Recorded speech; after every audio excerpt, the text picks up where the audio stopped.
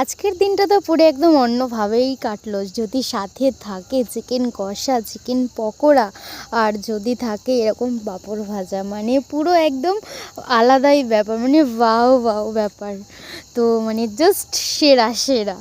তো সেখান থেকে সকালবেলা উঠলাম, বাড়িতে কেউ ছিল না, অনেক দিনের ইচ্ছা ছিল যে আমি আর বোন এরকম একা থাকবো, ছোটোখাটো পিকনিক করব। তো সকালবেলা আমি চলে গেছিলাম বাজারে চিকেন আনতে। তো সেখান থেকে তো বাইরে এত রৌদ্র, এত ধুলোবালি উঠছিল, তার জন্য মুখটাকে ঢেকে নিয়েছিলাম। তো এই যে ফাইনালি বাড়িতে চলে এসেছিলাম, চিকেনটাকে ভালো করে ধুয়ে নিলাম। তো এই চিকেনটাকে দুটো ভাগ করব, একটা হলো চিকেন পকোড়ার জন্য আর একটা হলো চিকেন কষার জন্য।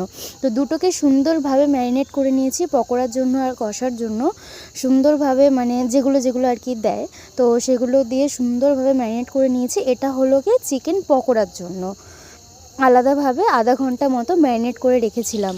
আর এই যে সেই ম্যারিনেট করা চিকেনটা, এই যে চিকেন পকোড়াটা ভাজা হচ্ছে, আর পাশে এটা চিকেন কষার জন্য এই যে পেঁয়াজটা ভাজা হচ্ছে, মানে খুব সুন্দর একটা আলাদাই একটা মানে কালার এলো, খুব ভালো লাগছিল। তো সেখান থেকে এই যে পুরো রেডি চিকেন কষা, এটা হলো চিকেন কষা, এটা চিকেন পকোড়া, আর এই যে সাথে ব্রেড পাঁপড়, মানে আলাদাই কাটলো। আমি আর বোন তো জমিয়ে মজা করে অনেকক্ষণ বসে দেখতে দেখতে খেলাম, কার্টুন দেখতে দেখতে পুরো সেরা। ভাও টাটা।